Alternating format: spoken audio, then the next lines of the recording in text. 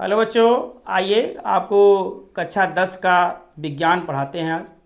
बच्चों, विज्ञान का परीक्षा कल को है, कल की तारीख को है, इसलिए बेटा हम वीडियो जल्दी जल्दी से बना रहे हैं और कोर्स को जल्दी जल्दी कवर करेंगे ताकि आप जल्दी से इसको रिवाइज कर लें और अपनी परीक्षा में अच्छे अंक प्राप्त कर सके।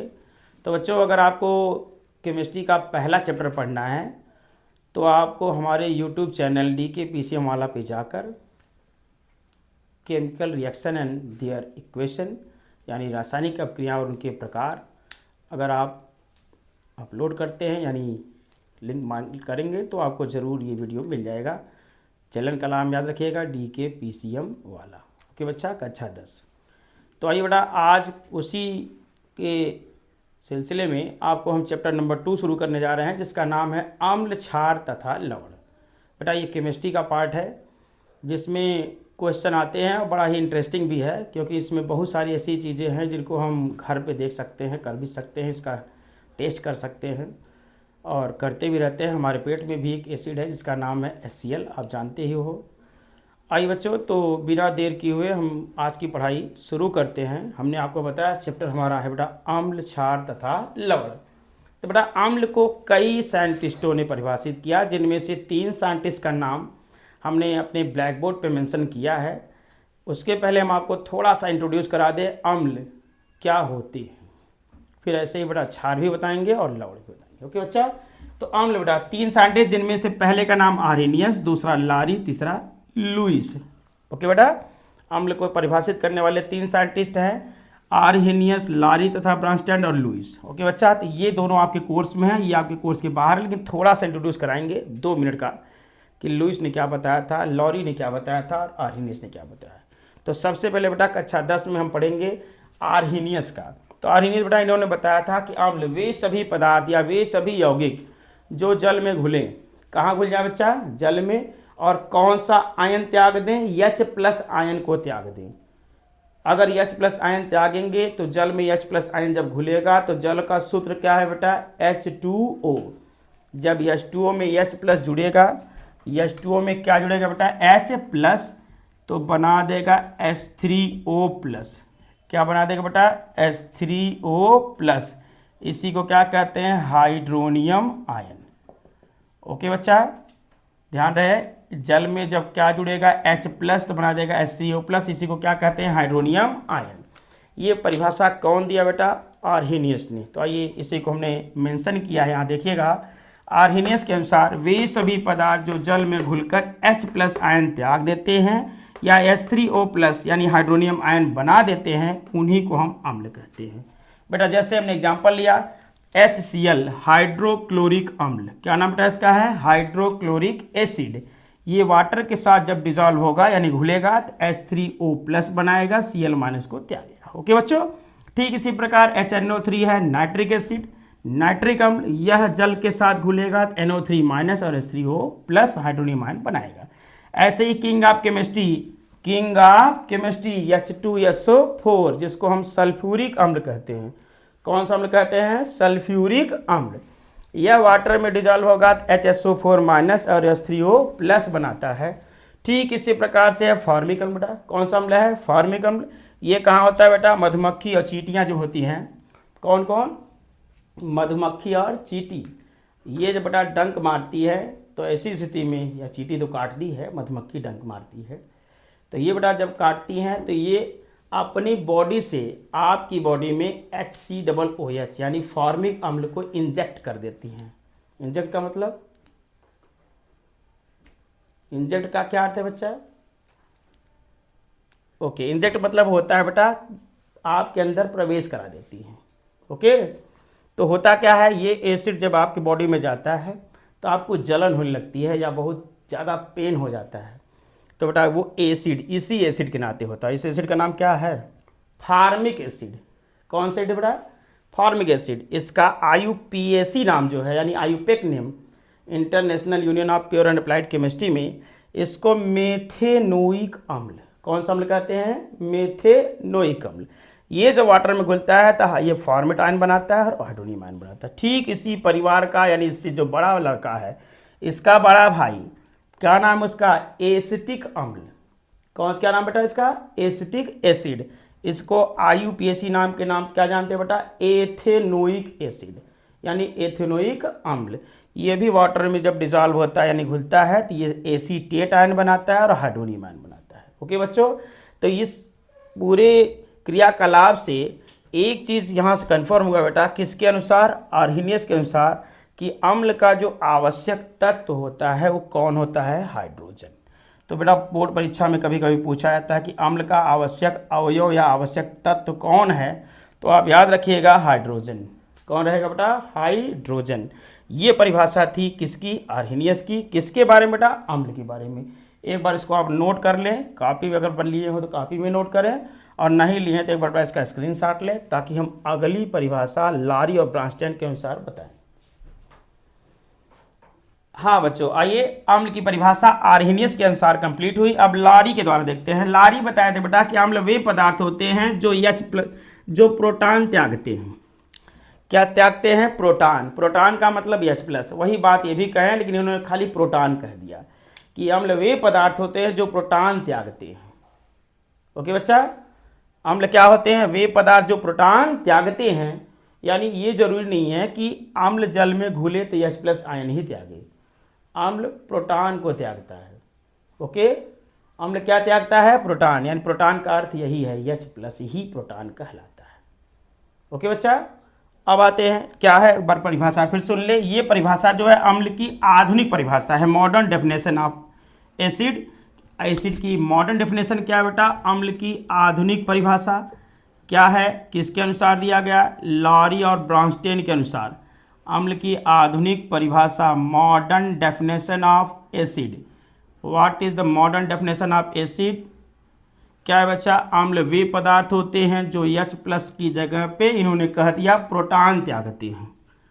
अम्ल वे पदार्थ होते हैं, वे पदार्थ होते हैं जो क्या करते हैं बेटा? प्रोटॉन त्यागते हैं। प्रोटॉन त्यागते हैं, यानी अगर साफ साफ पूछा जाए तो प्रोटॉन कौन करता बेटा? त्यागेगा तो यानी देने वाला होगा, तो प्रोटॉन दाता ही क्या है? अम्ल है। प्रोटॉन दाता क्या है बेटा? अम्ल। डन। प्रोटॉन दाता को क्या कहते हैं? अम्ल कहा जाता है। ये सीधा सीधा साफ अक्षरों में है ये, कि प्रोटॉन दाता को ही क्या कहते हैं? अम्ल। ओके बच्चा, डन। ये परिभाषा किसके द्वारा है बेटा? लारी और ब्रांस्टन के द्वारा। अब आते हैं लुईस की बात कहते हैं। किसके द्वारा बेटा? लुईस। ये बातें आप इसको याद रखिए। ये ऊपर जो हमने लिखा बेटा वो दिया था लारी ब्रांस्टन ने। अब लुईस के अनुसार आइए, यानी जो अंतिम परिभाषा अम्ल की दी गई किसके द्वारा? वो लुईस साइंटिस्ट द्वारा।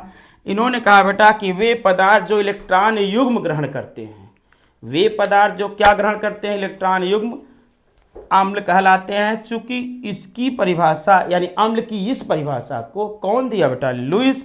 इसलिए ऐसे अम्लों को लुईस अम्ल के नाम से जाना जाता है। ओके बच्चा, क्या होते हैं? वे पदार्थ जो इलेक्ट्रॉन युग्म क्या करते हैं? ग्रहण करते हैं। इलेक्ट्रॉन युग्म क्या ग्रहण करते हैं बच्चों? Electron pair. इलेक्ट्रॉन युग्म ग्रहण करने वाले, इलेक्ट्रॉन युग्म ग्रहण करने वाले पदार्थ या कहिए यौगिक क्या कहलाते हैं बेटा? अम्ल कहलाते हैं। इलेक्ट्रॉन युग्म ग्रहण करने वाले पदार्थ अम्ल कहलाते हैं। ये परिभाषा हो गई बच्चों किसकी? अम्ल की, तीनों साइंटिस्ट द्वारा, जिनमें से बच्चा एक भी आप लिख देंगे तब भी काम चलेगा। हमने तीनों समझा दिया कि इलेक्ट्रॉन युग्म ग्रहण करने वाला क्या है? अम्ल, या प्रोटॉन दाता क्या कहलाता है? अम्ल। ऐसे ही बेटा आपको पढ़ा आर्हेनियस के द्वारा कि H+ त्यागने वाला क्या कहलाता है? अम्ल। लेकिन H+ कहाँ त्यागते हैं? अम्लीय विलयन में, सॉरी जलीय विलयन में। ओके बच्चों, तो ये हो गया अम्ल की तीनों परिभाषाएं। अब आइए इसी प्रकार आप क्षार की परिभाषा जरा सुन लीजिए, तो एक बार इसको आप नोट करें। ओके, नोट हो गया। तो आइए देखते हैं बेटा क्षार की परिभाषा, क्योंकि जल्दी जल्दी कवर करते हैं और छोटे वीडियो में ताकि लंबा कवर हो जाए। क्षार की परिभाषा बेटा तीनों साइंटिस्टों द्वारा देखेंगे, यही समझ लीजिए हम यहाँ बता रहे हैं। आप अगर कॉपी कलम लिए हो तो नोट करिएगा और अगर नहीं लिए हैं तो थोड़ा सा हम लिख देंगे, उसको आप शॉर्ट नोट के हिसाब से रख लीजिए, लेकिन बेहतर यह है कि आप नोट्स खुद से बनाएं। क्षार की परिभाषा है, डेफिनेशन ऑफ बेस, बेटा डिक्टो वही डेफिनेशन थोड़ा सा डिफरेंट करते हुए किसने दिया बेटा, पहले आर्हेनियस ने क्या कहा कि क्षार वे पदार्थ होते हैं, क्षार वे पदार्थ होते हैं, क्या कह रहे हैं बेटा, क्षार वे पदार्थ होते हैं जो, वे पदार्थ होते हैं जो जलीय विलयन में, कौन से विलयन बेटा, जलीय विलयन में, यानी एक्वस सॉल्यूशन में, जो जलीय, जलीय का मतलब जल, जलीय मतलब जला हुआ नहीं, जलीय विलयन में क्या त्यागते हैं बेटा, हाइड्रोक्साइड आयन, कौन सा आयन, हाइड्रोक्साइड आयन त्यागते हैं, जो जलीय विलयन में हाइड्रोक्साइड OH- आयन त्यागते हैं। ओके बच्चों, कौन सा आयन त्यागते हैं, हाइड्रोक्साइड आयन त्यागते हैं, क्षार कहलाते हैं। डन। परिभाषा ये किसके द्वारा दी गई बेटा, किसके द्वारा बता दीजिए, आर्हेनियस। कौन बच्चा, Arrhenius. According to Arrhenius, Arrhenius के अनुसार द एलिमेंट या the compound the substance which lose या who lose hydroxide ion in aqueous solution, कौन सोल्यूशन में, एक्वस यानी जलीय विलयन में, ऐसे पदार्थों को क्षार कहा जाता है। ओके बच्चा, तो क्षार को परिभाषित पहले कौन किया, आपने देखा कि क्षार की पहली परिभाषा दिया गया किसके द्वारा, आर्हेनियस के द्वारा। बेटा कुछ एग्जाम्पल याद रखिए, पूछा जाता है। तो क्षार में जैसे आपके पास हो गया NaOH caustic soda, KOH caustic potash, NH4OH ammonium hydroxide, CaOH का होल ट्वाइस, बूझा चूना, क्या बेटा, बूझा चूना, ये सभी क्षार के उदाहरण हैं। ओके बच्चों, इन क्षार का क्या क्वालिटी है यहीं पे देख लीजिए।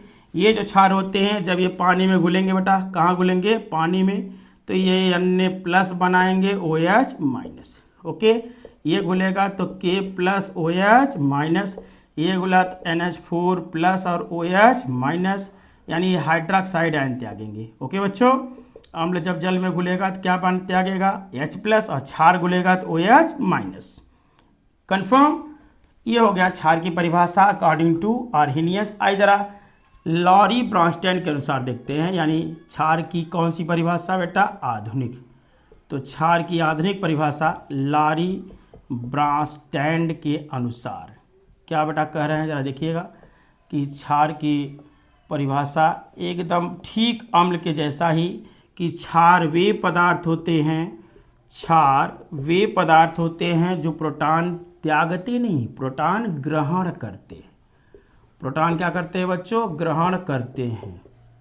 कंफर्म हो गया कि प्रोटॉन ग्राही, प्रोटॉन ग्राही क्षार कहलाते हैं। ओके बच्चों, कंफर्म कर लीजिए, प्रोटॉन ग्राही क्या कहलाते हैं, क्षार। ये किसकी परिभाषा है, लॉरी ब्रॉन्स्टैंड की। कौन सी परिभाषा, आधुनिक परिभाषा क्षार की। अब बेटा ऐसे ही वही चचा लुईस, कौन चचा बेटा, लुईस, लुईस के अनुसार, यानी the last scientist who give definition of base, electron युग्म दाता, इलेक्ट्रॉन युग्म दाता या इलेक्ट्रॉन युग्म ग्रहण करने वाला, यहाँ त्यागने वाला रहेगा, इलेक्ट्रॉन युग्म त्यागने वाला, त्यागने वाला, त्याग करने वाला। ओके बच्चा, इलेक्ट्रॉन युग्म त्याग करने वाला क्या कहलाता है, क्षार कहलाता है।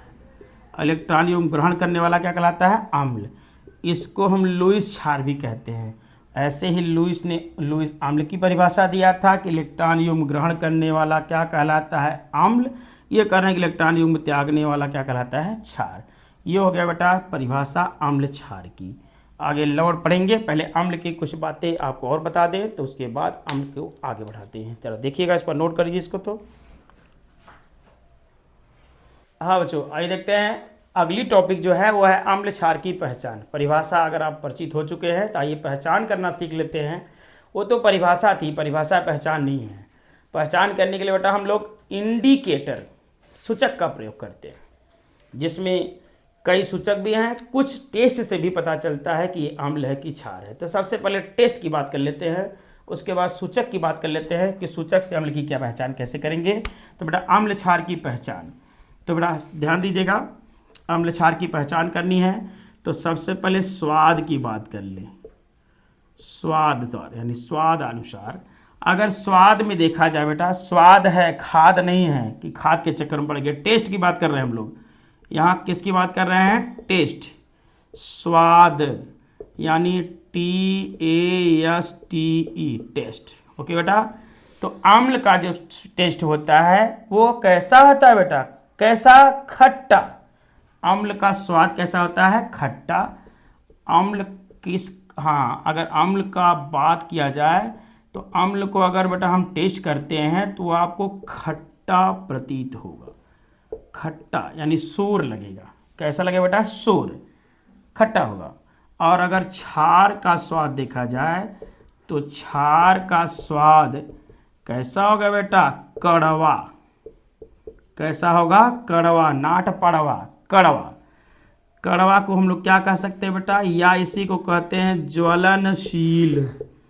क्या कहते हैं बेटा, ज्वलनशील। यानी अगर आप क्षार को अपने जीभ पर रखते हैं तो आपको ऐसा लगेगा कि कुछ जल रहा है बहुत तेजी से, यानी जलन पैदा कर देगा अगर क्षार आपके कहाँ जाएगा बेटा, जीभ पर।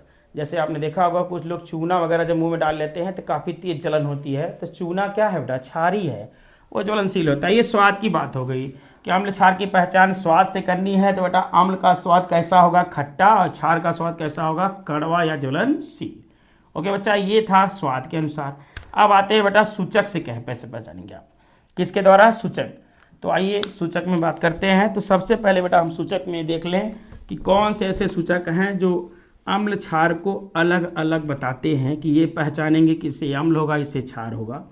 क्योंकि बेटा सारे प्रकार के अम्ल क्षार को हम जीभ द्वारा टेस्ट नहीं कर सकते हैं, क्योंकि कुछ बहुत खतरनाक होते हैं, कुछ बहुत ही संचारक होते हैं। इतने संचारक होते हैं कि जीभ पर रखते ही आपके जीभ को भी गला सकते हैं, बॉडी के कई पार्ट को डैमेज कर देंगे। इसलिए अम्ल क्षार की पहचान हमेशा टेस्ट से नहीं की जाती है। किससे करते हैं बेटा हम लोग, सूचक के द्वारा, सूचक के द्वारा। ओके बच्चों, अभी हमने स्वाद से देखा, अब हम सूचक से देखते हैं कि अगर अम्ल क्षार की पहचान सूचक से करनी है तो यहाँ देख लीजिए, पहले हम लिख देते हैं सूचक। इसकी हम नोट्स दिखा रहे हैं आपको।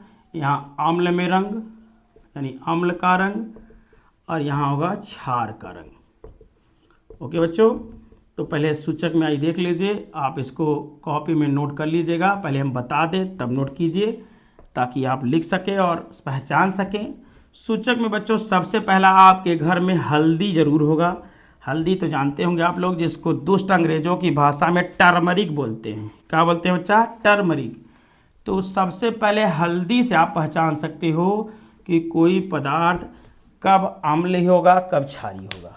करना क्या है बेटा, आपको हल्दी लेना है और उसमें जिस पदार्थ का आप टेस्ट करना चाहते हो उसको थोड़ा सा पानी में डाल के उसका जली विलयन थोड़ा सा ले लो, यानी थोड़ा सा जली हो, तब एकदम बेस्ट आपको टेस्ट देगा वो, यानी क्लियर टेस्ट देगा कि क्या है वो, एकदम इंट्रोड्यूस हो जाएंगे। तो हल्दी में, अगर हल्दी में आप अम्ल को डालते हो बेटा तो हल्दी के रंग यानी पीले रंग पर कोई प्रभाव नहीं पड़ेगा। किस पर, पीले रंग पर।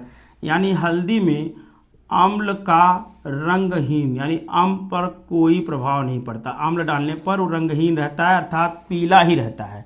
रंगहीन का मतलब मत कहिएगा सफ़ेद रहता है, कैसा रह जाता है वो, पीला। ओके बच्चा, क्योंकि हल्दी किस रंग की होती है, पीला रंग की, यानी कोई प्रभाव नहीं पड़ेगा। हल्दी में अम्ल डालने पर कोई प्रभाव नहीं पड़ेगा। लेकिन क्षार डाल दिए तो कैसा हो जाएगा बेटा, लाल। हल्दी का रंग कैसा हो जाएगा, लाल। किसका रंग, हल्दी का। किसका बच्चा, हल्दी का रंग आपको रेड दिखाई देगा। कब, अगर क्षारीय विलयन उसमें डाल देंगे तब। ओके बच्चों, नेक्स्ट आप देखते हैं, आपने सुना होगा चाइना रोज। क्या बच्चा, चाइना रोज। आप में से कुछ बच्चे जानते होंगे, कुछ तो पता ही नहीं होगा कि चाइना रोज भी कुछ होता है। चाइना रोज आपके गांव में, घर में, शहर में, कस्बे में गुड़हल होता होगा, गुड़हल। तो गुड़हल को ही बेटा हम लोग चाइना रोज के नाम से जानते हैं। चाइना यानी चीन का, रोज माने गुलाब, यानी चीन का गुलाब। कहाँ का गुलाब बेटा, चीन का। तो चीन का गुलाब अपने यहाँ होता है, उसका नाम क्या है, गुड़हल। क्या है बच्चों, गुड़हल, तो चाइना रोज का आप जली विलयन तैयार करेंगे, अर्थात आप गुड़हल के फूल को पानी में डालकर उसको हीट कर दीजिए, गर्म कर दीजिए, उसका जो विलयन तैयार हो आपका, उस विलयन में अगर आप क्या डालते हैं, आम्ल या क्षार, तो आप पहचान सकते हैं। आम्ल मतलब जैसे आप नींबू ले लीजिए, आप चाइना रोज के विलयन में जैसे ही डालेंगे बेटा, तो नींबू का रंग एकदम महिलाओं का फेवरेट कलर मिलेगा। आप जानते होंगे महिलाओं का फेवरेट कलर क्या है बेटा, पिंक यानी गुलाबी। कैसा बेटा, गुलाबी, पिंक कलर मिलेगा। Okay, the best colour of lady. Okay बच्चा, लेडी का सबसे पसंदीदा कलर है कौन सा, गुलाबी। और बेटा अगर आप क्षार में डालते हैं चाइना रोज विलयन को, क्षार में या क्षार को चाइना रोज विलयन में डालते हैं, तो आपको पाकिस्तानी कलर यानी हरा रंग मिलेगा। कौन सा रंग बेटा, हरा रंग। ओके, डन है। ये है आम्ल क्षार की पहचान। पहले हमने 2 सूचक लिया है, तीसरा सूचक पकड़ते हैं बेटा। तीसरे सूचक का नाम है मेथिल ऑरेंज। क्या नाम बेटा, मेथिल ऑरेंज। ये सूचक आपको मिलेगा, तो इसमें आप अगर आप क्या डालते हैं बेटा, अम्ल, तो आपको लाल दिखेगा। कैसा दिखेगा, लाल। और क्षार को डालेंगे तो कैसा दिखेगा बेटा, पीला। क्षार में कैसा दिखेगा, पीला। अब आते हैं फिनाप्थलीन। क्या बच्चा, फिनाप्थलीन।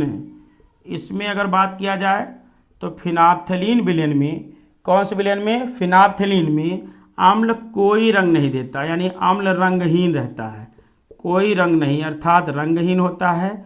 जबकि अगर आप किसमें, क्षार में डालेंगे तो गुलाबी रंग देगा। कौन सा रंग देगा, गुलाबी। ओके बेटा, नेक्स्ट और लास्ट देखते हैं। अभी हमने अब देखा 4 देख चुके हम लोग, फिनाप्थलीन हो गया। अब अगली टॉपिक हमारे पास है जो हम जिसके द्वारा पहचान करते हैं, वो आपके पास कौन सा है, जरा देख लिया जाए। तो 4 हमने देख लिया। 5वां बेटा हमारे पास है लिटमस पत्र। बड़ा इंपॉर्टेंट है, ये लास्ट में पढ़ा रहे हैं, जबकि इसको हमें पहले पढ़ाना चाहिए था। लिटमस पत्र, जिसको हम अंग्रेजों की भाषा में लिटमस पेपर कहते हैं। तो लिटमस पत्र होता है बेटा, ये 2 रंग का होता है, नीले रंग का और लाल रंग का। अगर आप अम्ल में लिटमस पेपर यानी लिटमस पेपर को अम्ल में अगर आप डालते हैं, तो अम्ल नीले लिटमस पेपर को कैसा कर देगा, लाल। विशेष ध्यान रहे, बहुत बार पेपर में आता है ये लिटमस पत्र। लिटमस पत्र क्या करता है बेटा, यह नीले लिटमस पेपर को, नीले लिटमस पत्र को लाल कर देता है। कैसा कर देता है बेटा, लाल। It turn blue litmus paper into red. पत्र को किस रंग का देगा, लाल रंग कर देता है। ओके बच्चा, कौन सा रंग कर देता है, लाल रंग। और इसी का अपोजिट अगर आप चलिए क्षार में, तो क्षार जो है बेटा लाल को, यानी लाल क्या, कौन सा लाल, माँ का लाल नहीं, लाल रंग की बात की जा रही है। लाल लिटमस पत्र को क्या कर देता है बेटा, नीला। जस्ट अपोजिट, नीला कर देता है। ये हो गया बेटा अम्ल क्षार की पहचान। किसके द्वारा, सूचकों के द्वारा, इंडिकेटर्स के द्वारा आप अम्ल क्षार की पहचान कर सकते हैं। इसके अतिरिक्त हमने स्वाद के बताया ही, स्वाद के अनुसार अम्ल कैसा होगा, खट्टा, क्षार कैसा होगा, कड़वा या ज्वलनशील। ओके, तो नोट करिए इसको, तो आगे बढ़ाएं। हाँ तो बच्चों आइए अब हम देखते हैं अम्ल क्षार के रासायनिक और भौतिक गुणधर्म, सीधे सीधे properties of acid and base. तो बच्चा इसमें सबसे ज़्यादा पूछा जाने वाला है क्या, केमिकल प्रॉपर्टी। तो केमिकल प्रॉपर्टी की बात विशेष करेंगे, फिजिकल प्रॉपर्टी यानी भौतिक गुणधर्म की ज़्यादा बात नहीं की जाएगी। फिर भी अगर आप सुनना चाहते हैं तो सुना देते हैं, 2 लाइन सुन लीजिए। अम्ल क्या है बेटा, जल में घुलता है तो कैसे क्या बना देता है, क्या बना देता है जी, हाइड्रोनियम आयन बना देता है। ओके, अम्ल जल में घुलनशील है, इसका मतलब ये है कि अम्ल जल में क्या है, विलेय है। दूसरा बेटा अम्ल का स्वाद कैसा होता है, अभी बताए थे, कैसा होता है, खट्टा। ओके, अम्ल प्रबल संक्षारक होते हैं। अम्ल क्या होते हैं बेटा, प्रबल संक्षारक, कोरोसिव नेचर वाले होते हैं। करते क्या है बेटा, ये कपड़े का रंग उड़ा देते हैं, फूल पत्तियों का कलर क्या करते हैं, कलरलेस कर देते हैं, उनको रंगहीन कर देते हैं। तो ये इनके सामान्य भौतिक गुणधर्म है। हमको विशेषतः जाना है रासायनिक गुणधर्म। कौन सा गुणधर्म बेटा, रासायनिक गुणधर्म। तो सबसे पहले आइए हम देखते हैं अम्ल का रासायनिक गुणधर्म। मेन टॉपिक अम्ल का कौन सा गुणधर्म, रासायनिक, अम्ल का केमिकल प्रॉपर्टी। तो बच्चों ध्यान रहे, अम्ल के रासायनिक गुणधर्म में सबसे पहले हम क्रिया कराएंगे किसके साथ बेटा, प्रबल सक्रिय तत्वों के साथ, यानी धातुओं के साथ। क्या आप में से कुछ बच्चे धातु जानते हैं? जानते हैं तो ठीक, नहीं जानते हैं तो थोड़ा सा शॉर्ट ट्रिक से हिसाब से बता देंगे आपको कि और कौन कौन से धातु होते हैं। बेटा वे पदार्थ जो H+ त्यागते हों, सॉरी वे पदार्थ जो इलेक्ट्रॉन त्यागते हों और धनायन बनाते हों, अम्ल क्या कहलाते हैं बेटा, धातु। ओके, तो अम्ल का रासायनिक गुणधर्म अगर पढ़ेंगे तो सबसे पहले हम करेंगे किसके साथ, धातुओं के साथ क्रिया। किसके साथ बच्चों, धातुओं के साथ क्रिया, रिएक्शन विथ मेटल। तो धातुओं के साथ अगर अम्ल क्रिया करता है तो क्या बनाता है बेटा, यह हाइड्रोजन गैस को मुक्त करता है और अपने संगत लवण बनाता है। ओके, अम्ल धातुओं के साथ क्रिया करता है तो क्या करता है, हाइड्रोजन गैस को रिलीज कर देगा, त्याग देगा, और कौन सा कंपाउंड फॉर्म करेगा बेटा, सॉल्ट। किसका, उसी धातु का जिसके साथ ये क्रिया करता है। और याद भी रहे कि अगर आपको पता करना है कि किस धातु के साथ करता है किसके साथ नहीं करता, तो उसके लिए बेटा हमने एक शॉर्ट वीडियो भी बनाया है, आप जब चाहें हमारे यूट्यूब चैनल पे जाके देख सकते हैं। आप हमारा यूट्यूब चैनल जानते ही हैं, DKPCM वाला, आपका फेवरेट। क्या देखिएगा, क्या है बेटा, काशीनाथ का माली, काशीनाथ का माली आलू जरा फीका पकाता है।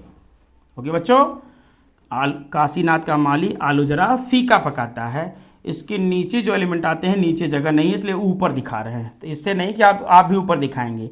नीचे बेटा यहाँ से नीचे ब्लैक बोर्ड ज़्यादा स्पष्ट नहीं दिखता है, इसलिए हम ऊपर दिखा रहे हैं। वो क्या है, कौन है जो आगे आएगा पिटाएगा।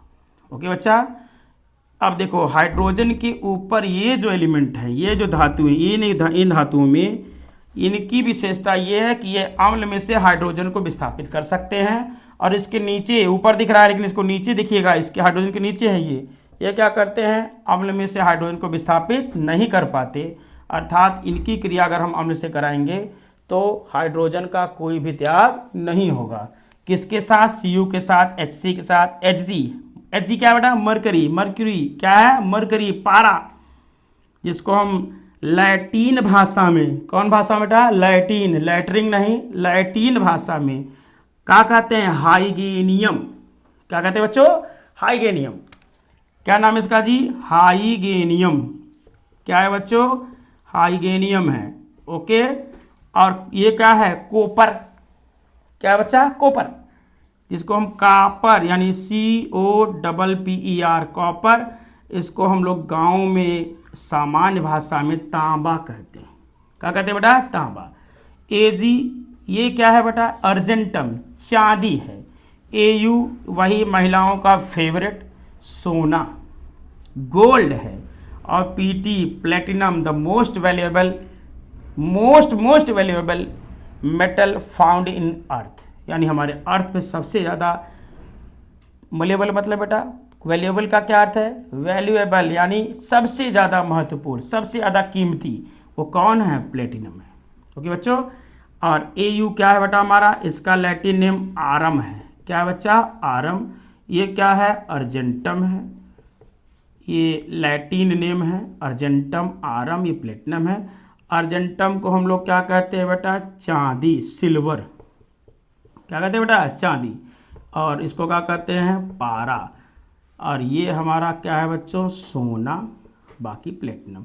तो ये सब अम्ल में से हाइड्रोजन को विस्थापित नहीं कर पाती, लेकिन ये सभी अम्ल के साथ हाइड्रोजन को विस्थापित करती हैं और क्या बनाती हैं, अपने संगत लवण। जैसे देखते हैं बच्चों, ध्यान दीजिए, सीधे सीधी बात अगर हम लिख दें केमिकल रिएक्शन की बात, तो धातुएं, कौन बेटा, धातुएं अम्ल के साथ क्रिया करती हैं तो क्या बनाती है बेटा, धातु लवण।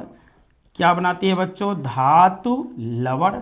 और कौन सी गैस को रिलीज करती है, हाइड्रोजन गैस। ये जो तीर का चिन्ह ऊपर लगा, ये गैस का चिन्ह है बच्चों। ओके, तो धातु में जैसे आप ले लीजिए, पहले पोटेशियम ले लीजिए और आप अम्ल ले लीजिए HCl। तो क्या बनाएगा बेटा, KCl और कौन सी गैस निकालेगा, हाइड्रोजन गैस। चूंकि ये बैलेंस रिएक्शन नहीं है, बैलेंस करना है तो कर लेते हैं। हाइड्रोजन 2 है तो यहाँ 2 बढ़ाना पड़ेगा, क्लोरीन 2 हो गया 2, यहाँ भी कर दीजिए 2।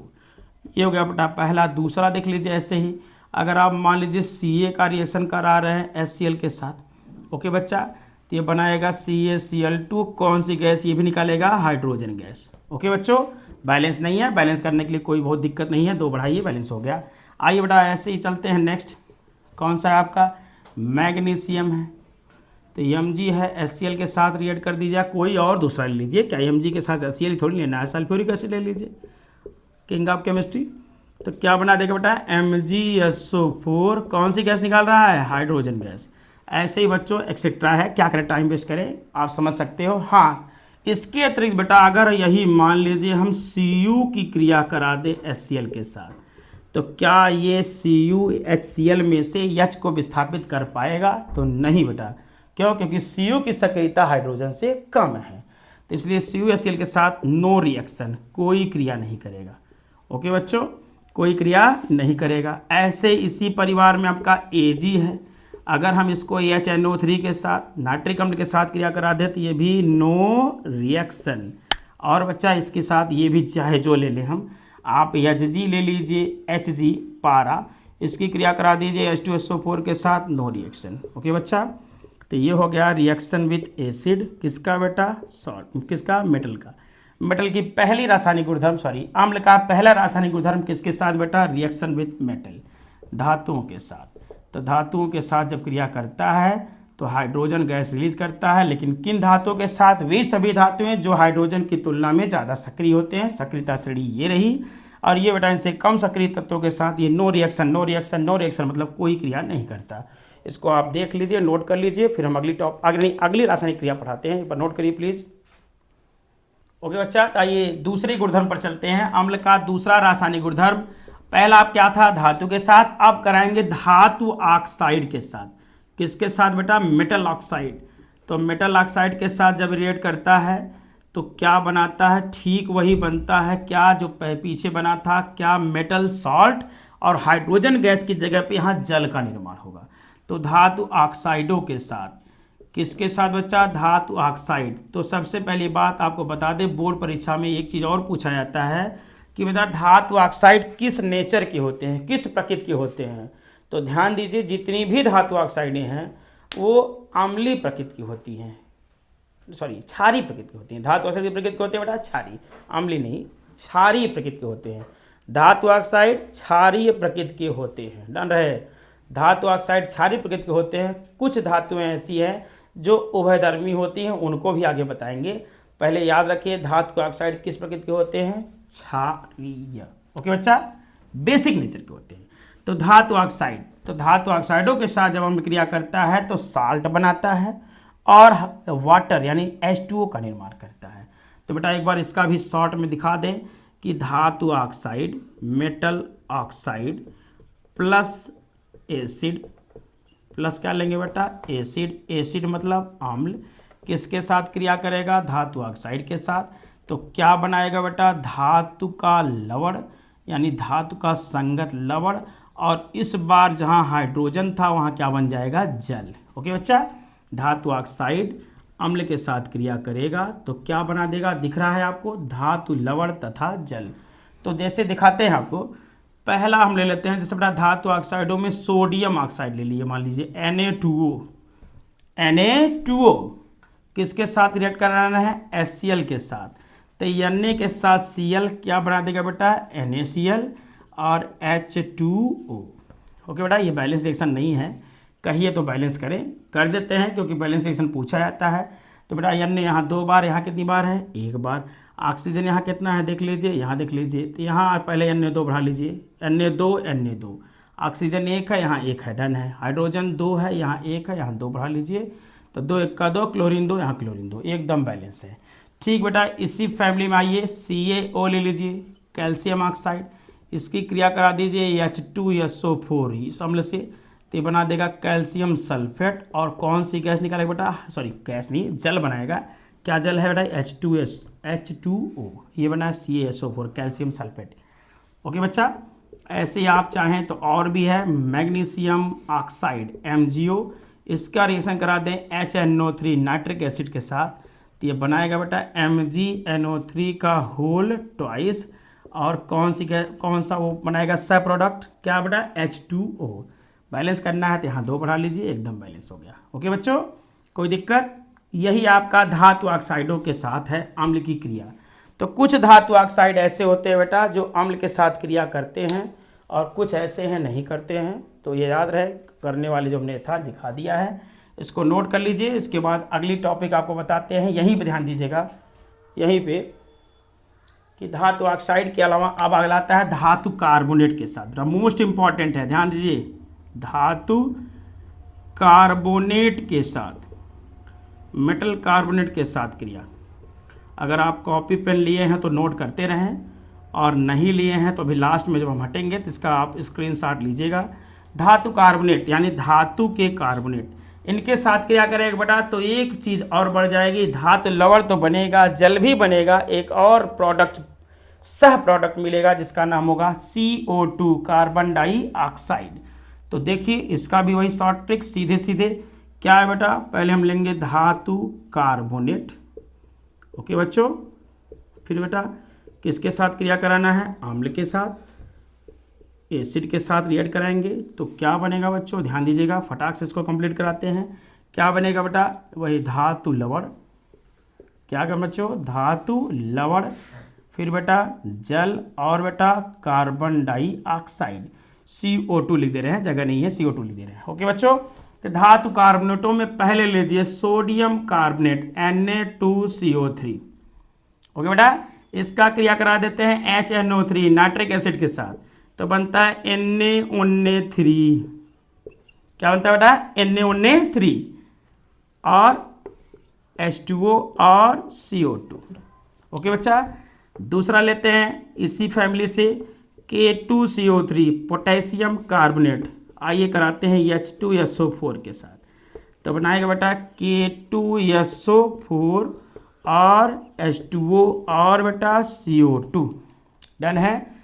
अगर आप चाहें तो लिखते रहिए, पूरा दिन भर लिखते जाएंगे, बहुत सारी रिएक्शन है। एक और दिखा देते हैं, इसके बाद बड़ा कोर्स जल्दी से कंप्लीट करना है, इसलिए विशेषता देखिएगा। एक और दिखा देते हैं आपके कहने पे, कैल्शियम कार्बोनेट CaCO3, इसका रिएक्शन करा दे बेटा HCl के साथ, तो बनाएगा CaCl2 कैल्शियम क्लोराइड H2O, बाकी CO2। बेटा बाकी एक होमवर्क दे रहे हैं, वो क्या कि आप इसको बैलेंस कर लीजिएगा जो नहीं किए हैं, और अगर आप नहीं कर पाते हैं तो कमेंट सेक्शन में बोलिएगा, तो हम आपको उसको बैलेंसिंग रिएक्शन देंगे, और इसको कर लेते हैं तब भी आप कमेंट सेक्शन में बताइएगा जरूर। ओके, तो एक बार इसको नोट करें, फिर अगली क्रिया कराएं।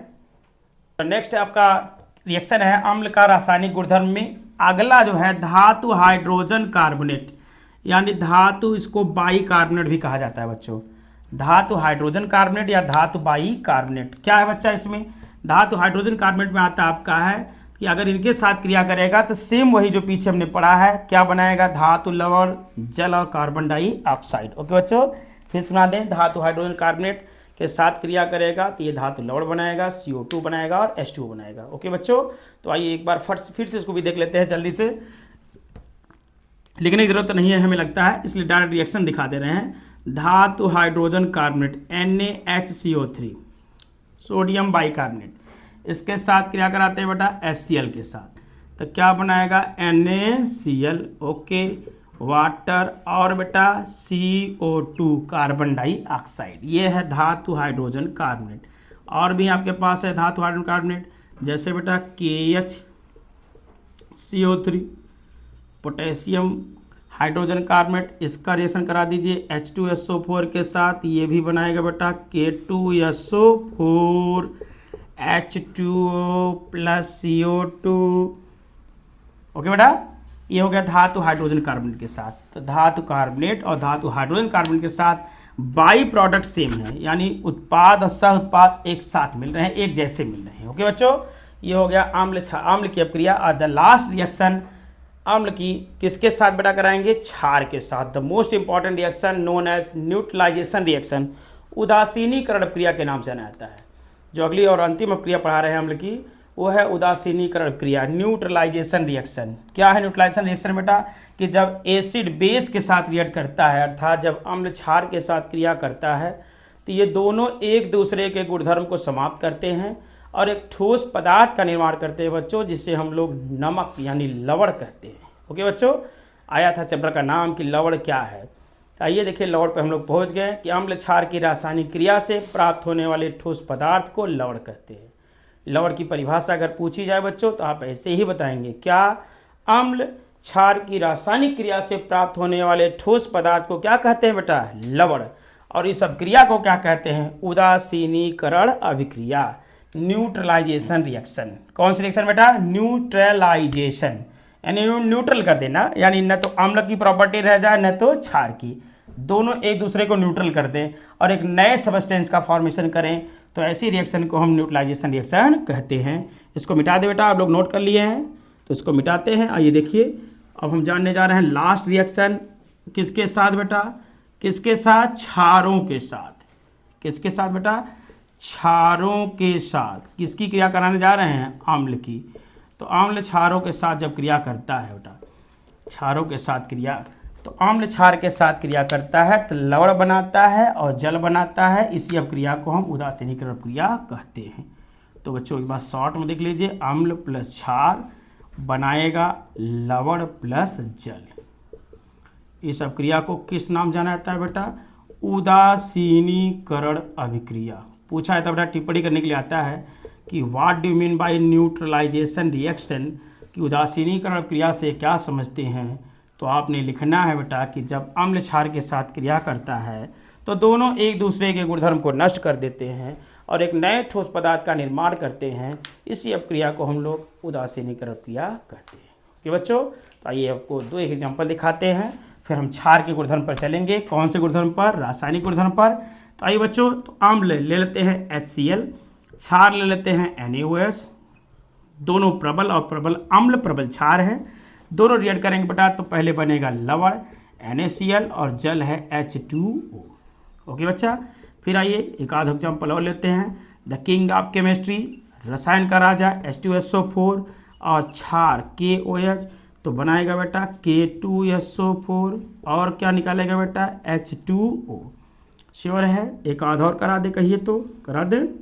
तो ले लीजिए एक और acid HNO3 nitric acid plus NaOH, फिर वही आपका फेवरेट आया Na3।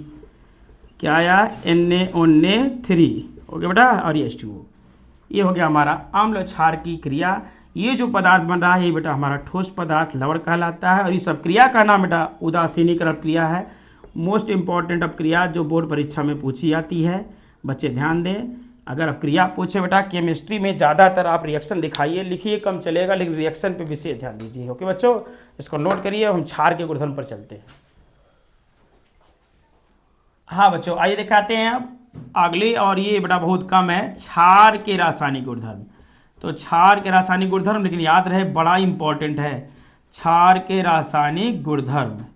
तो बच्चों क्षार जो है सभी प्रकार के धातुओं के साथ तो क्रिया नहीं करता, केवल कुछ धातु ऑक्साइडों के साथ क्रिया करता है, तो उन्हीं का रिएक्शन पूछा जाता है। तो क्षार के रासायनिक गुणधर्म में दो ऐसी धातुएं हैं जिनके ऑक्साइड क्षार के साथ क्रिया करते हैं और एक ऐसे ऑक्साइड का निर्माण करते हैं जिसको हम एम्फोटेरिक ऑक्साइड यानी उभयधर्मी ऑक्साइड कहते हैं। अर्थात ये अम्ल के भी गुणधर्म को दिखाते हैं और क्षार के भी गुणधर्म को, यानी अम्ल में इनका एक रंग, क्षार में दूसरा रंग हो जाता है, अर्थात ये उभयधर्मी होते हैं। वो दोनों कौन है बेटा? आलू जरा। कौन कौन है? आलू और जरा। कौन कौन? आलू जरा, अल्मुनियम और जिंक। अल्मुनियम और जिंक, यही दो ऐसी धातुएं हैं जिनके ऑक्साइड क्षार के साथ क्रिया करते हैं तो ये क्रिया कर जाते हैं, रासायनिक क्रिया करते हैं। इसके अतिरिक्त और कोई धातुएं और कोई धातु ऑक्साइड क्षार के साथ क्रिया नहीं करता। तो धातु ऑक्साइडों में बेटा तो एक ही रिएक्शन है, धातु ऑक्साइडों के साथ। किसके साथ? धातु ऑक्साइडों के साथ। ओके बच्चों, तो धातु ऑक्साइडों में कौन से ऑक्साइड? धातु में हमने बताया आलू जरा, अल्मुनियम और जिंक। अल्मुनियम ऑक्साइड और जिंक ऑक्साइड के साथ रिएक्ट करते हैं ये दोनों, और क्या बनाते हैं बेटा? सॉल्ट और वाटर। ओके बच्चों, तो देखिए क्या है, जैसे हमारे पास है अल्युमिनियम ऑक्साइड Al2O3, अगर इसकी क्रिया बेटा हम NaOH के साथ कराएं बेटा तो ये बनाता है NaOL2 सोडियम एल्यूमिनेट, और कौन सा सह प्रोडक्ट H2O। ये बेटा क्या है, सोडियम एल्यूमिनेट, याद रहे बहुत पूछा जाता है। ये सोडियम एल्यूमिनेट जो है बेटा ये उभयधर्मी प्रकृति का है। ये एल्युमिनियम ऑक्साइड का जो है ऑक्साइड ये उभयधर्मी होता है, एल्यूमिनेट, सोडियम एल्यूमिनेट। ऐसे ही बेटा जिंक आपका है ZnO, यह NaOH के साथ जब रिएक्ट करता है तो नाटू जनाटू Na2ZnO2 सोडियम जिंकेट क्या बनाता है बेटा, सोडियम जिंकेट नाटू जनाटू का निर्माण करता है। और कौन सा बाई प्रोडक्ट H2O। तो याद रहे नाटू जनाटू किसके साथ, उभयधर्मी ऑक्साइड। ये दोनों कौन से बेटा, उभयधर्मी ऑक्साइड। कौन कौन, एल्युमिनियम और जिंक। ये बेटा क्षार के साथ भी क्रिया करते हैं और अम्ल के साथ भी क्रिया करते हैं। तो ये क्षार के साथ हमने करा दिया, आइए अम्ल के साथ भी करा देते हैं। Al2O3 एल्यूमिना है, एल्युमिनियम ऑक्साइड। अम्ल या Cl बेटा इसके साथ क्रिया करेगा तो बनाएगा AlCl3 और H2O। ठीक ऐसे ही ZnO है, यह HCl के साथ रिएक्ट करता है तो बेटा ZnCl2 बनाता है और H2O। इसलिए बेटा यही है कि जो धातु ऑक्साइडों में दो ऑक्साइड ऐसे हैं, एल्युमिनियम ऑक्साइड और जिंक ऑक्साइड। इन दोनों के ऑक्साइड क्षारीय अम्लीय दोनों प्रकृति दिखाते हैं, अर्थात उभयधर्मी होते हैं। ओके बच्चों, तो पेपर में ये नोट आता है कि उभयधर्मी ऑक्साइड से क्या समझते हैं, यानी कौन से ऐसे ऑक्साइड हैं जो उभयधर्मी होते हैं। दुष्ट अंग्रेजों की भाषा में एम्फोटेरिक। ओके बच्चा, ये ऐसे ऑक्साइड हैं जो उभयधर्मी होते हैं, यानी ये क्षारीय गुणधर्म भी दिखाते हैं और अम्ल के साथ भी, यानी क्षार के साथ ही साथ अम्ल के साथ। ओके बच्चों, तो इसको नोट करिए और हम चलेंगे नेक्स्ट टॉपिक पे और आपको पीएच वैल्यू समझाते हैं। एक बार इसको नोट करिए। आइए बेटा, नेक्स्ट टॉपिक है पीएच मान, यानी पीएच वैल्यू। कौन सी वैल्यू बेटा, पीएच वैल्यू में मतलब पहली चीज आपको बता दिया जाए बच्चा, पीएच का मतलब क्या है। पीएच, पी से होता है पोटेंज, या इसी को पोटेंसी भी बोलते हैं, पोटेंज कहिए या पोटेंसी। ये दुष्ट अंग्रेजों की भाषा में चली रही है बात। एच मतलब हाइड्रोजन, तो बेटा potency of hydrogen is known as pH.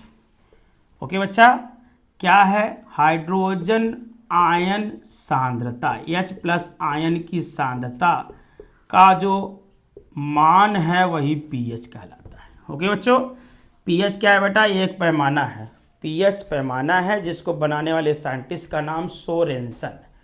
Detail समझने के लिए बेटा आपको हम जब प्लेलिस्ट टाइप पढ़ाएंगे, प्लेलिस्ट के अनुसार, तब आपको वो चीज़ अच्छे से समझाएंगे। अभी के लिए बोर्ड परीक्षा की तैयारी के लिए शॉर्ट में ही समझ लीजिए, पीएच पैमाना किसने बताया, सोरेनसन ने। इससे क्या ज्ञात करते हैं बेटा, पीएच पैमाने से हम लोग किसी विलयन के अम्लीय, क्षारीय और उदासीन प्रकृति को पता करते हैं। कौन से प्रकृति बेटा, अम्लीय, क्षारीय और उदासीन।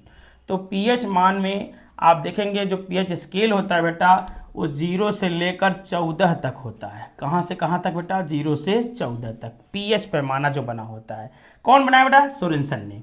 क्या कराया इन्होंने, बताया कि अगर किसी भी विलयन का पीएच मान, ध्यान दीजिएगा यहाँ, यदि किसी विलयन का पीएच मान 7 हो, 0 से 14 के बीच में अगर 7 आ रहा है, यदि पीएच कितना आ रहा है बेटा 7, तो विलयन उदासीन होगा, तो विलयन न्यूट्रल होगा। कैसा होगा बेटा, न्यूट्रल, यानी न तो खट्टा लगेगा न कड़वा।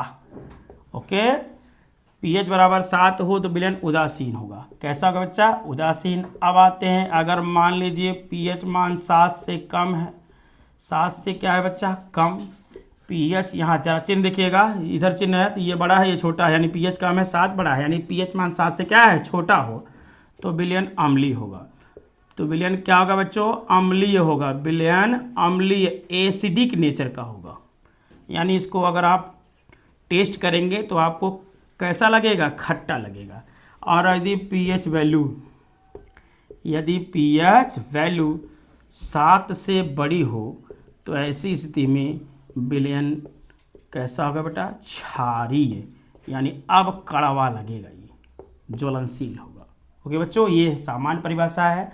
और पीएच मान में नोट याद रखिए, जो शुद्ध जल है, प्योर वाटर, कौन सी चीज़ बेटा, शुद्ध जल, तो शुद्ध जल का पीएच मान जो है वो 7 होता है। पीएच मान कितना होता है बेटा, 7 होता है। अर्थात शुद्ध जल जो होता है कैसा होता है बेटा, उदासीन। किस प्रकृति का होता है, उदासीन। इसका अर्थ यह है कि शुद्ध जल उदासीन प्रकृति का होता है, न्यूट्रल नेचर का होता है। यानी आप जल पीते हैं तो न तो आपको कड़वा लगता है न ही खट्टा लगता है, उदासीन होता है। ओके बच्चा, शुद्ध जल का पीएच मान कितना होता है, 7। डन। प्योर वाटर का पीएच वैल्यू कितना होता है, 7 होता है। ध्यान दीजिएगा, अब पीएच 7 से कम होगा तो अम्लीय, 7 से ज़्यादा होगा तो क्षारीय, 7 होगा तो उदासीन। जितना पीएच मान कम होगा उतना ही अम्लीय होगा, जितना ज़्यादा होगा उतना ही क्षारीय होगा। यानी अगर किसी विलयन का मान अगर ऐसे दे देता है, जैसे मान लीजिए ABCD, ये 4 विलयन है, इनके पीएच मान दे दिया बेटा 9, 10, 11, 14। पूछ देगा बताओ इसमें सबसे ज़्यादा क्षारीय कौन है, तो जिसका पीएच मान जितना बड़ा होगा वो उतना ही अधिक क्षारीय होगा। तो डी का पीएच मान कितना है, 14, इसलिए सबसे अधिक क्षारीय है। फिर उसके बाद सी का कितना है, 11, फिर बी का कितना है, 10, ए कितना है, 9। तो सबसे अधिक क्षारीय विलयन कौन सा है, डी। क्षारीय विलयन सबसे अधिक कौन है, डी। और सबसे कम क्षारीय कौन है बेटा, ए। ओके, ठीक इसी प्रकार उल्टा चलिए कि अगर पीएच मान ABCD का कम हो जाए, जैसे बेटा 3, 5, 4, 2, पूछे इसमें प्रबल अम्लीय कौन होगा, प्रबल क्षारीय, प्रबल अम्लीय या दुर्बल अम्लीय कौन है, तो प्रबल अम्लीय वो होगा जिसका पीएच मान जितना ही कम हो। यानी पीएच मान सबसे ज़्यादा कम किसका है बेटा, 2, इसका, डी का। तो सबसे प्रबल अम्ल पूछा जाए, प्रबल अम्लीय कौन सा है तो आप बताएंगे डी है। दुर्बल अम्लीय कौन है, यानी कौन सा ऐसा है जिसका अम्लीय मान कम होगा, वो कौन सा है बच्चा हमारा, 5 किसका है जरा, बी का। तो बी डी बी। ओके बच्चा, ध्यान रखिए, फिर सुन लीजिए। More pH more basic, less pH strong basic, strong acid. यानी जितना ज़्यादा पीएच उतना ज़्यादा क्षारीय, जितना कम पीएच उतना ज़्यादा अम्लीय। डन। अब आते हैं बेटा पीएच और H+ में संबंध देखते हैं, इस पर भी क्वेश्चन पूछ रहा है, तो एक बार इसको आप नोट करिए तब आगे हम पीएच वैल्यू बताएं। ओके बच्चा, नोट आइए, नोट हो गया। तो देखते हैं पीएच और H+ में संबंध देखते हैं बेटा। तो पीएच बराबर होता है, यानी पीएच मतलब पोटेंशियल ऑफ हाइड्रोजन, ये -log H+ के बराबर होता है, आधार में 10। ओके बेटा, या इसी को बेटा अगर लघुगणकीय रूप से अगर घातांकी रूप में लिखते हैं, ये लघुगणकीय रूप है कि किसी विलयन का जो पीएच मान होता है उस विलयन के हाइड्रोजन आयन सांद्रण के लघुगणक के ऋणात्मक मान के बराबर होता है। अगर बेटा इसको हम घातांकी रूप में लिखें, घातांकी रूप में, तो बेटा जो H+ होगा वो 10 घाते माइनस पीएच की होता है। H+ बराबर 10 घाते माइनस पीएच। विशेष ध्यान दीजिएगा, H+ बराबर 10 घाते माइनस पीएच, यानी मोर पीएच लेस H+, मोर पीएच लेस H+, यानी जिस विलयन का पीएच मान ज़्यादा होगा उसका हाइड्रोजन आयन सांद्रण क्या होगा, कम होगा। श्योर, सुन लीजिए ढंग से, जितना ज़्यादा पीएच होगा H+ उतना ही कम होगा। कैसे पता, क्योंकि यहाँ माइनस है बेटा, 10 घाते -1, 10 घाते -2, 10 घाते माइनस, यानी पीएच मान जैसे से बढ़ता जाएगा H+ घटता जाएगा। डन। क्या हमने बताया कि जिस विलयन का पीएच मान अधिक होगा उसका H+ आयन क्या होगा, कम होगा। अगर H+ आयन जितना कम होगा उतना ही दुर्बल होगा और जितना ज़्यादा होगा उतना ही प्रबल अम्ल होगा। ओके बच्चों, तो ये रहा H+ और पीएच मान में संबंध। एक बार फिर देख लीजिए, इसको नोट रखिए, याद रखिए, लिख लीजिए कॉपी में अपने कि मोर पीएच, यानी कि जिस विलयन का पीएच मान अधिक होता है उसका H+ कम होता है, और H+ जितना कम होगा विलयन उतना ही दुर्बल होगा, यानी प्रबल नहीं होगा, प्रबल अम्लीय नहीं होगा, दुर्बल हो जाएगा, दुर्बल अम्लीय हो जाएगा। ओके बच्चों, यानी क्षारीयता बढ़ती जाएगी। डन है।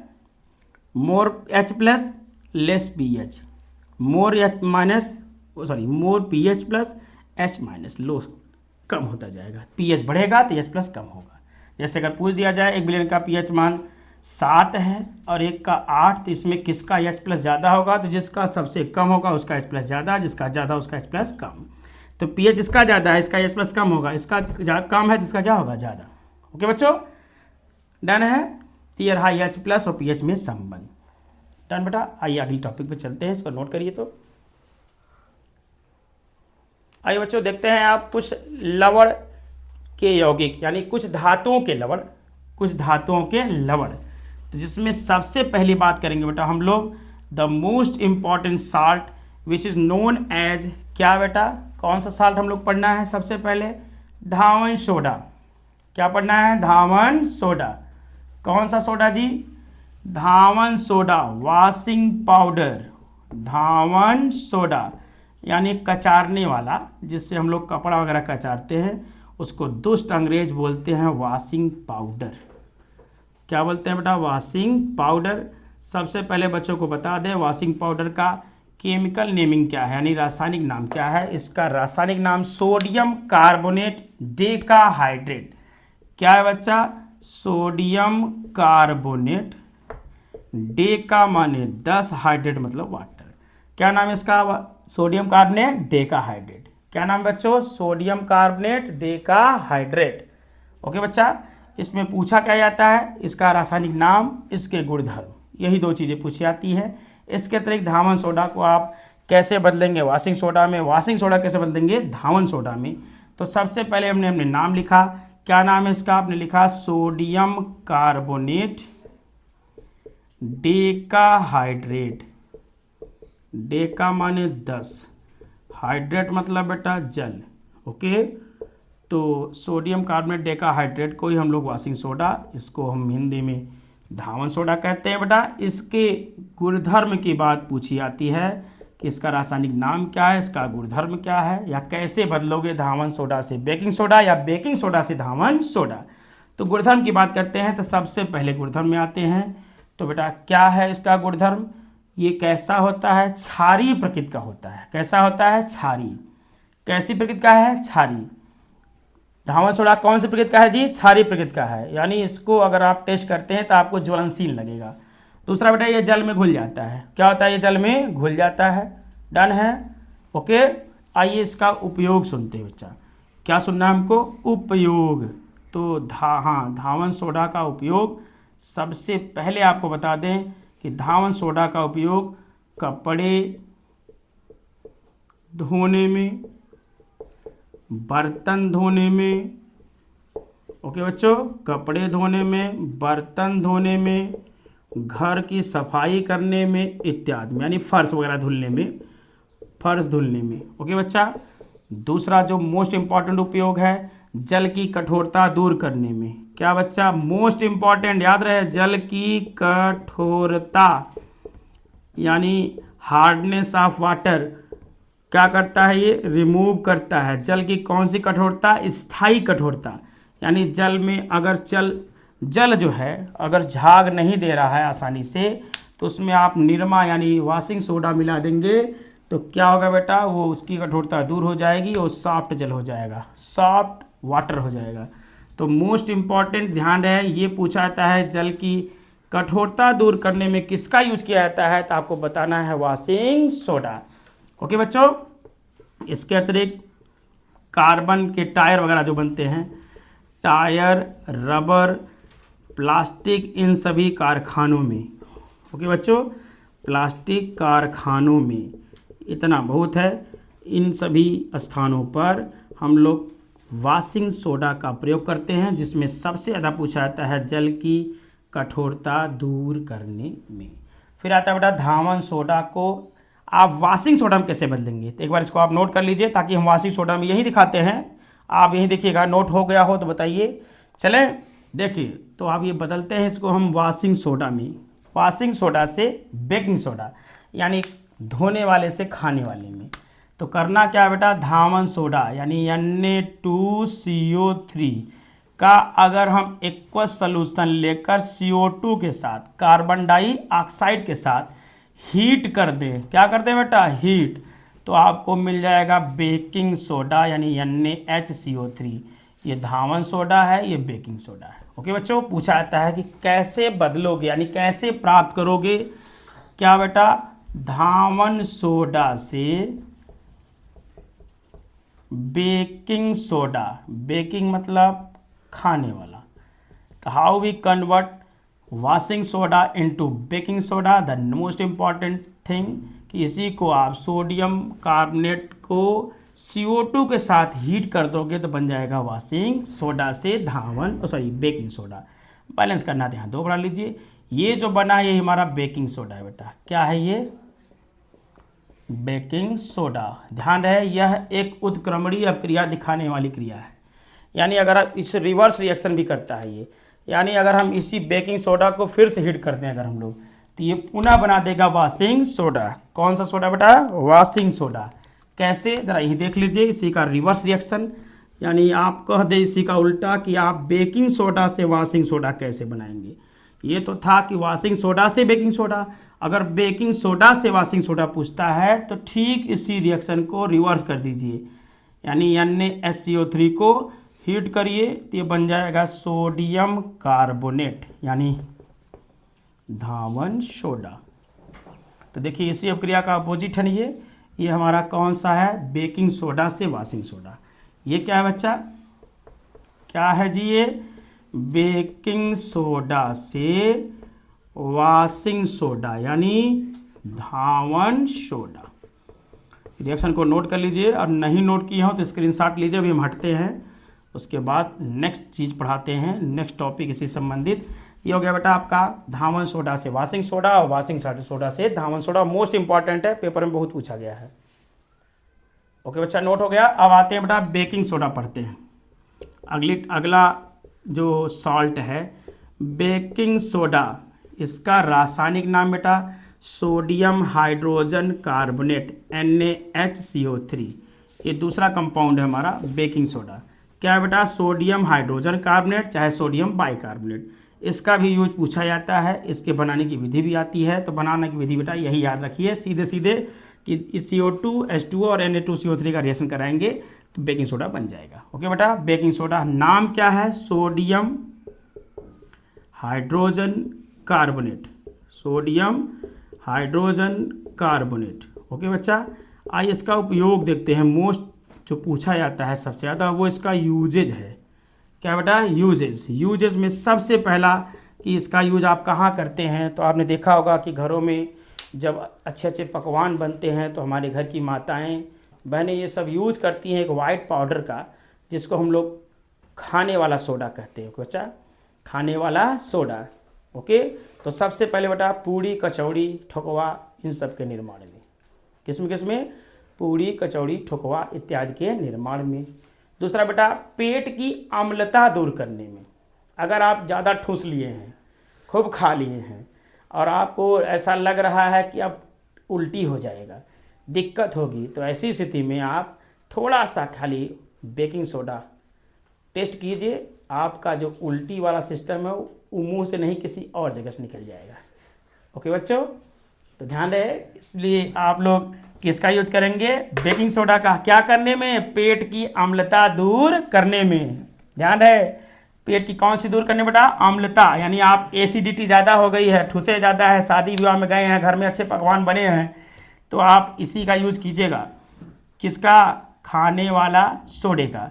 क्या करेगा ये? जो आपके पेट में एसिडिटी है उसको ये समाप्त करेगा, यानी उदासीनीकरण क्रिया दिखा देगा अम्लता को दूर करने में।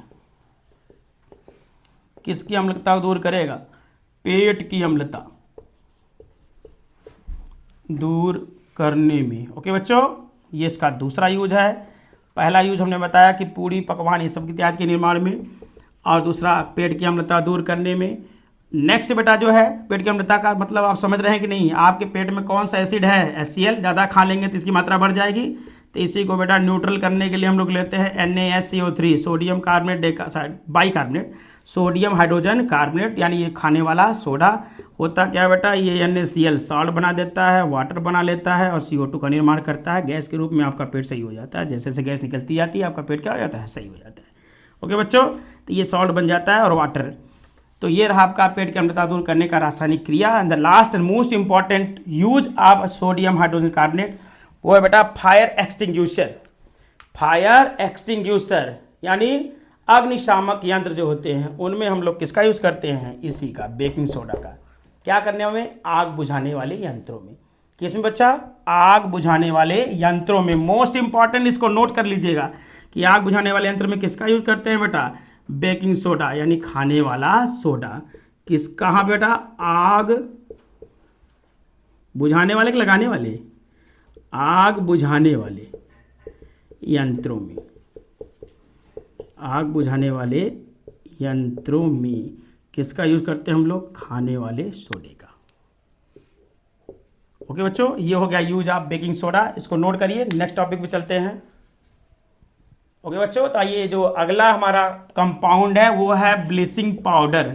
इसको कुछ लोग लाल दवा भी कहते हैं। कौन दवा बेटा, लाल दवा। अब तो नहीं, पहले जब कुएं में से पानी निकाला जाता था तो बरसात के समय बच्चों, कब, जब बारिश होती थी तो ऐसी स्थिति में कुएं में कीड़े पड़ जाते थे। तो उन कीड़ों को मारने के लिए हम लोग लाल दवा यानी ब्लीचिंग पाउडर का यूज़ करते थे। इसलिए इसको लाल दवा के नाम जाना जाता है, क्योंकि ये कलर इसका लाल ही दिखता है ये। तो बेटा आइए देखते हैं ब्लीचिंग पाउडर है क्या। बेटा अब कुछ लोगों को ये तो पता ही नहीं होगा कि इसके मैन्युफैक्चरिंग में और इसके नेमिंग में थोड़ा सा परिवर्तन हुआ है। पहले हम आपको पुराना नाम बता देते हैं, फिर नया नाम। अब जो नया वर्जन आया है उसको देख लीजिएगा कि इसका जो नया नाम है वो क्या है। पहले पुराना था कैल्शियम ऑक्सीक्लोराइड। क्या था बेटा, कैल्शियम ऑक्सीक्लोराइड, CaOCl2। क्या था बेटा, CaOCl2। तो इसका जो केमिकल नेम ये पुराना था, हालांकि यूपी बोर्ड में तो हमने नहीं देखा अभी। CBSE पैटर्न यानी NCERT ने जो है उन्होंने इसका नाम थोड़ा सा, इसके नाम में और इसके बनाने की विधि में थोड़ा सा कन्वर्जन किया है। तो आपको उसको हम बता देते हैं, लेकिन पहले आपको हम उस बात को बताते हैं जिससे आपका यूपी बोर्ड अभी मान रहा है। Calcium oxychloride, CaOCl2। क्या है बेटा इसका नाम, कैल्शियम ऑक्सीक्लोराइड, कैल्शियम ऑक्सीक्लोराइड। ये दिख नहीं रहा है इसलिए हम आपको दूसरा यूज करने जा रहे हैं, जरा देखिएगा। ये स्पष्ट नहीं दिख रहा है, दूसरा ही थोड़ा जल्दी कीजिए। Calcium oxychloride, calcium oxychloride. तो बेटा CaOCl2 सबसे पहले इसके बनाने की विधि। तो बेटा बोर्ड परीक्षा में इसके बनाने की विधि बहुत पूछी जाती है। अभी बहुत से बच्चों को नहीं पता है, इसलिए अगर जो बढ़ के जा रहे हैं वो एग्जैक्ट लिखेंगे और जो नहीं जानते हैं वो भी लिखते हैं, तब भी कोई दिक्कत नहीं, क्योंकि बोर्ड परीक्षा में अभी आपको ये क्लास 10th में अभी इसका कन्वर्जन नहीं आया है, नया वर्जन नहीं दिया है। तो पुराने वर्जन के हिसाब से बेटा तो हम करते क्या है, सबसे पहले मैन्युफैक्चरिंग इसका पूछा जाता है कि पहले बनाइए कि क्या होता है जब बूझे चूने की क्रिया क्लोरीन गैस से कराते हैं। What happen when slag lime react with chlorine gas. तो होता क्या बेटा, अगर आप बूझे चूने यानी कैल्शियम हाइड्रोक्साइड CaOH का होल ट्वाइस की क्रिया अगर आप किसके साथ कराते हैं बेटा, क्लोरीन गैस। कौन गैस है जी, क्लोरीन। इसके साथ कराते हैं तो मेरा बना देता है ये CaOCl2 और H2O। ओके बच्चों, ये हमारा है ब्लीचिंग पाउडर। यही CaOCl2 भी ब्लीचिंग पाउडर है। ये पुरानी अवधारणा है। ये है क्या, बूझा चूना। क्या बच्चों, ये बूझा चूना। ये कौन सी गैस है, क्लोरीन गैस। रिएक्ट करते हैं तो क्या बनाता है, कैल्शियम ऑक्सीक्लोराइड यानी ब्लीचिंग पाउडर, और साथ में निकलता है सह उत्पाद जल।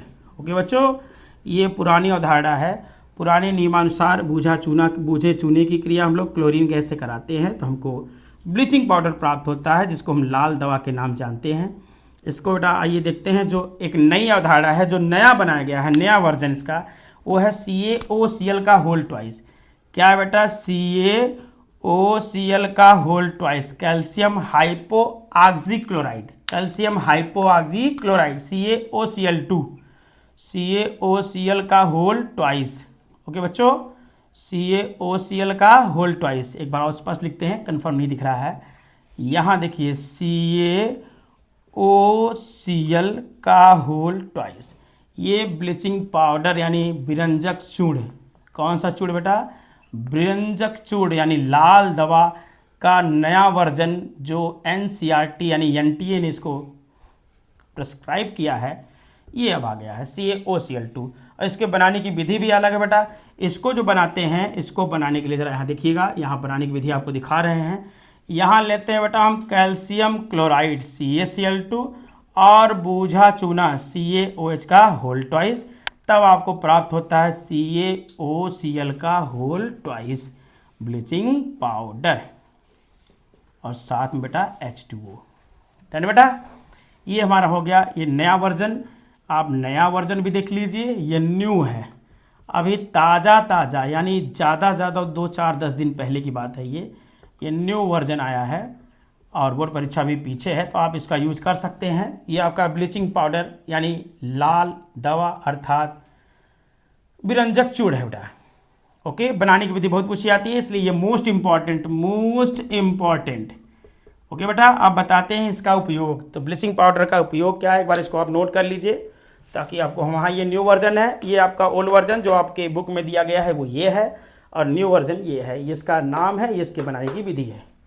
ये बच्चा ये क्या है, ये बनाने की विधि है, बनाने की विधि, इसको नोट करिए। इसकी बनाने की विधि हो गई। आइए इसका उपयोग देते हैं बेटा। उपयोग में सबसे पहले पूछा जाए इसका क्या उपयोग है, तो बेटा पहली चीज़, यह एक विरंजक है, अर्थात यह कपड़ों का रंग उड़ा देता है। ये ऑक्सीडेंट है, ऑक्सीकारक है बेटा।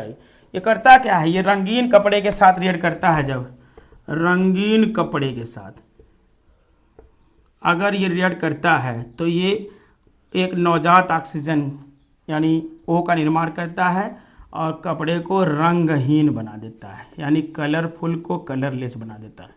ओके बच्चा, यानी यह एक क्या है बेटा, विरंजक का कार्य करता है। डन है, पहला उपयोग हो गया। दूसरा बेटा, यह कीटनाशी है। क्या बेटा, कीटनाशी, अर्थात जल में अगर रोग यानी कीटाणु हो जाते हैं तो कीटनाशी के रूप में भी इसका यूज किया जाता है। मोस्ट इम्पॉर्टेंट कि जल में कीटाणुओं को यानी एंटीजम्स के रूप में हम लोग इसका यूज करते हैं कीटाणुओं को मारने में। ओके बच्चों, एंड द लास्ट टॉपिक, इसको नोट करिए। तो लास्ट टॉपिक हम आपको बता देते हैं। लास्ट टॉपिक इस चैप्टर की, जिसका नाम है प्लास्टर ऑफ पेरिस, POP। किस नाम आता है बेटा, POP, plaster of Paris, POP। आई बच्चों, तो होता क्या है कि पेरिस शहर में बेटा एक बड़ा पत्थर पाया जाता है जिसको हम जिप्सम कहते हैं। क्या कहते हैं बेटा, जिप्सम। अगर जिप्सम को हीट कर दिया जाए तो इसका 3/2 पार्ट वाटर क्या होता है बेटा, रिमूव हो जाता है, इसका जल निकल जाता है और आपको प्राप्त होता है POP। कितना part, 3/2 part of water remove हो जाता है। ओके बच्चा, जिप्सम है क्या बेटा, calcium sulphate dihydrate CaSO4 × 2H2O। इसको खाली हीट करिए तो ये बना देगा कैल्शियम सल्फेट हेमीहाइड्रेट और +3/2 H2O। ओके बच्चों, तो क्या है प्लास्टर ऑफ पेरिस का रासायनिक नाम, कैल्शियम सल्फेट हेमीहाइड्रेट। हेमी मतलब आधा, हाइड्रेट मतलब जल। ओके बच्चों, तो कैल्शियम सल्फेट हेमीहाइड्रेट हमारा क्या है बच्चा, यही POP है, प्लास्टर ऑफ पेरिस। यह अभी रिवर्स एक्शन करता है, यानी प्लास्टर ऑफ पेरिस को यदि आप कहाँ रख देते हो बेटा, नमी में, यानी POP को अगर आप कहाँ रख देते हो, नमी में, तो ये फिर से रिएक्ट करके कठोर पदार्थ जिप्सम का फॉर्मेशन कर देता है बेटा, जिप्सम बना देता है पुनः।